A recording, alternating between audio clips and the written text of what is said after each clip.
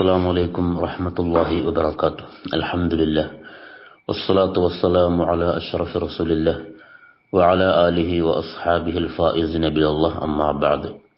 وعن أبي موسى رضي الله عنه قال: خرج نفر من أهل العراق إلى عمر، فلما قدموا عليه سألوه عن صلاة الرجل في بيته، فقال عمر رضي الله عنه: سألت رسول الله صلى الله عليه وسلم فقال: أما صلاة الرجل في بيته فنور فنوروا بيوتكم. റവാഹു ഇബ്നു ഖുസൈമ ഫി സഹീഹി.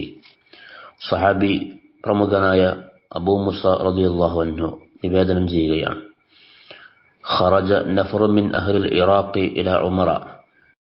ഇറാഖുകാരിൽ ഏതാനും ആളുകൾ ഉമർ റളിയല്ലാഹു അൻഹുവിനെ കാണാൻ ചെന്നു, അദ്ദേഹത്തിന്റെ അടുക്കിലേക്ക് പോയി. ഫലമ്മ ഖദിമു അലൈഹി സഅലൂഹു അൻ സ്വലാത്തു റജുലി ഫീ ബൈത്തിഹി. ഉമർ ഖത്താബ് റളിയല്ലാഹുവിന്റെ അടുക്കലെത്തിയപ്പോൾ ഒരു മനുഷ്യൻ തന്റെ വീട്ടിൽ വെച്ചുകൊണ്ട് നിസ്കരിക്കുന്നതിനെ കുറിച്ച് അദ്ദേഹത്തോട് അവർ ചോദിച്ചു. ഫഖാല ഉമർ റളിയല്ലാഹു പറഞ്ഞു: സഅൽതു റസൂലല്ലാഹി സ്വല്ലല്ലാഹു അലൈഹി വസല്ലം, ഇതുമായി ബന്ധപ്പെട്ട് ഞാൻ റസൂലിനോട് ചോദിച്ചിട്ടുണ്ട്, വീട്ടിൽ നിസ്കരിക്കുന്നതിനെ കുറിച്ച്.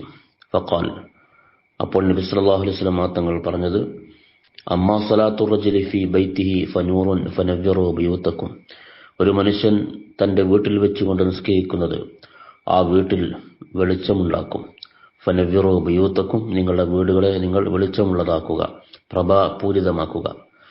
നിർബന്ധമായ ഫർദ് നിസ്കാരങ്ങൾ പള്ളിയിൽ വെച്ച് നിർവഹിക്കലാണ് ഉത്തമം. അതേസമയം സുന്നത്തുകളെല്ലാം വീട്ടിൽ വെച്ചുകൊണ്ട് നിർവഹിക്കലാണ് ഏറ്റവും ശ്രേഷ്ഠത. ജമാഅത്ത് സുന്നത്തുള്ള നിസ്കാരങ്ങൾ അത് പള്ളിയിൽ വെച്ചാണ് ഏറ്റവും ഉത്തമമായിട്ടുള്ളത്. ളുഹാ നിസ്കാരവും പള്ളിയിൽ വെച്ചാണ് നല്ലത്. തഹിയ്യത്ത് പള്ളിയിലെ മാത്രം ഉണ്ടാവുന്ന നിസ്കാരമാണ്. മറ്റു റവാത്തിബ് സുന്നത്തുകൾ, തഹജ്ജുദ് തുടങ്ങിയ നിസ്കാരങ്ങളെല്ലാം വീടുകളിൽ വെച്ച് നിർവഹിക്കണമെന്നും അങ്ങനെ വീട്ടിൽ വെച്ചുകൊണ്ട് നിർവഹിച്ചാൽ ആ വീട്ടിൽ പ്രത്യേകമായ അള്ളാഹുവിന്റെ വെളിച്ചവും പ്രകാശവും ഉണ്ടാകുമെന്ന് നബി സല്ലല്ലാഹു അലൈഹി വസല്ലം തങ്ങൾ ഓർമ്മപ്പെടുത്തുന്നു. വഫഖന അല്ലാഹ്.